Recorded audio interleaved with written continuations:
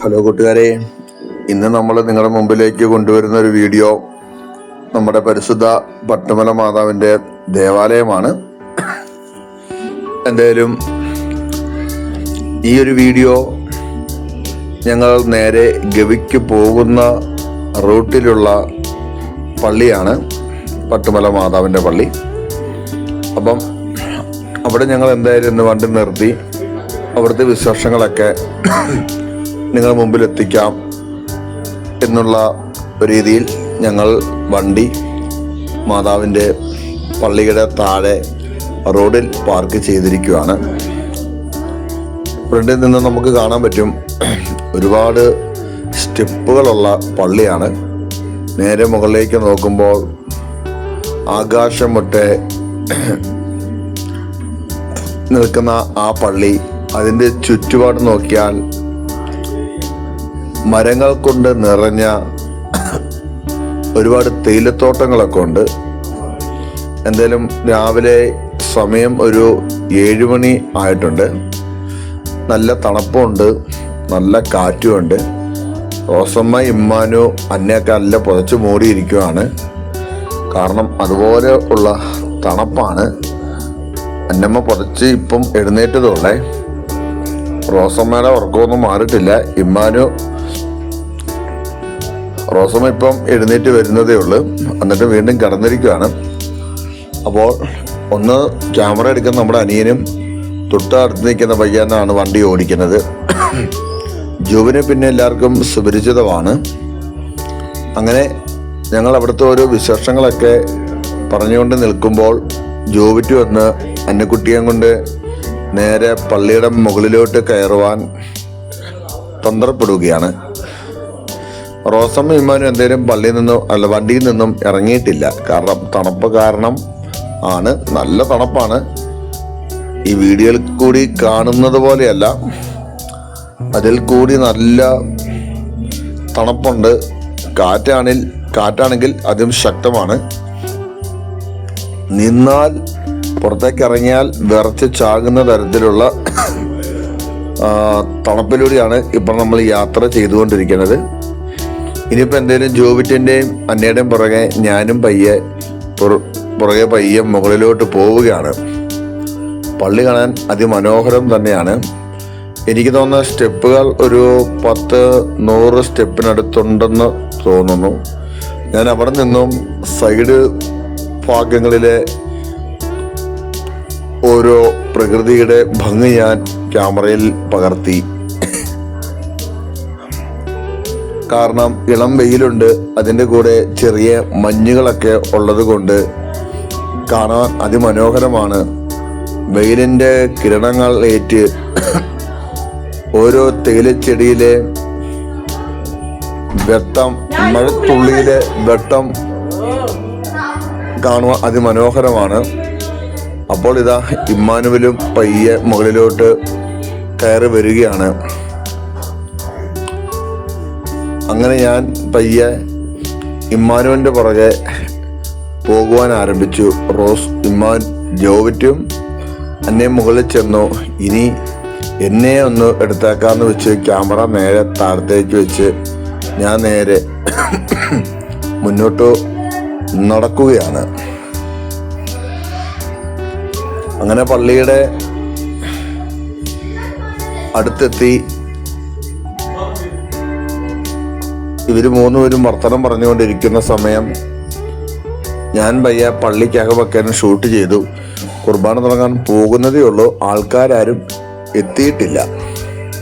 അങ്ങനെ അത് കഴിഞ്ഞ് പള്ളിക്കകത്ത് ഫോട്ടോ എടുക്കാനൊന്നും പാടില്ലെന്ന് എഴുതി വെച്ചത് കൊണ്ട് കൂടുതൽ വീഡിയോകളൊന്നും എടുക്കുവാനായി ഞങ്ങൾ പരിശ്രമിച്ചില്ല.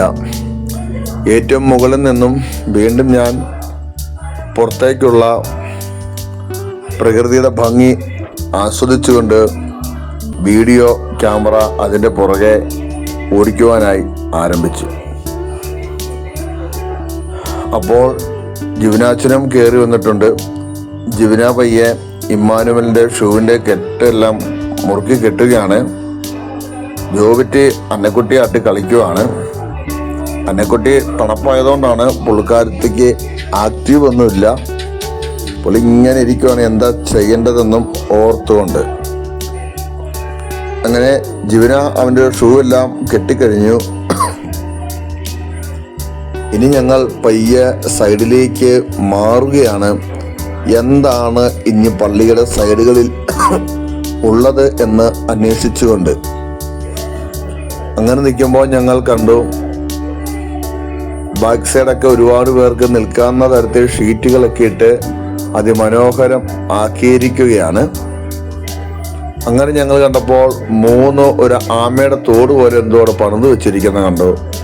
നേരെ അതിൻ്റെ അടുത്തേക്ക് പോവുകയാണ് എന്താണെന്ന് അറിയാൻ. അങ്ങനെ ചെന്നപ്പോഴാണ് അവരൊരു ചേച്ചി നടന്നു പോകുന്നത് കണ്ടു. അപ്പോൾ അവരോട് ചോദിച്ചപ്പോൾ അവർ പറഞ്ഞു ഇത് മാതാവ് പ്രത്യക്ഷപ്പെട്ട സ്ഥലമാണെന്ന് പറഞ്ഞു. അപ്പം അതിൻ്റെ ഉള്ളിലേക്ക് ഇമ്മാനുവേൽ പയ്യെ കയറി പോവുകയാണ്. എന്നാൽ പിന്നെ കണ്ടക്കാരനെ വെച്ച് ഞാനും പയ്യെ അവൻ്റെ കൂടെ അങ്ങ് പോയി. അപ്പോൾ അവിടെ ഒരു മാതാവിൻ്റെ രൂപം പ്രതിഷ്ഠിച്ചിട്ടുണ്ട്. അതാണോ അല്ലെങ്കിൽ തൊട്ട് താഴെ ഇറങ്ങുന്നിടത്ത് തന്നെ കുരിശുണ്ട്, അതാണോ എന്ന് ഞങ്ങൾക്കറിയില്ല. എന്തായാലും അതൊന്ന് ഞാൻ വീഡിയോ എടുത്തതിന് ശേഷം നേരെ താഴത്തേക്ക് ഇമ്മാനുവിൻ്റെ കൂടെ പോവുകയാണ്. അങ്ങനെ ഞങ്ങൾ രണ്ടും പയ്യെ താഴത്തേക്ക് ഇറങ്ങുകയാണ്. അപ്പോൾ ഏകദേശമൊക്കെ നമുക്ക് ഒരു വെയിലൊക്കെ ആരംഭിച്ച് തുടങ്ങിയിട്ടുണ്ട്. എന്തായാലും വെയിലിന് ചൂടൊന്നുമില്ല.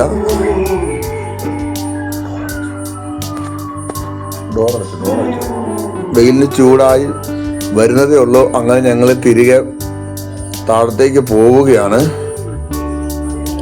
വീണ്ടും ഞാൻ അന്നക്കുട്ടിയെയും കൊണ്ട്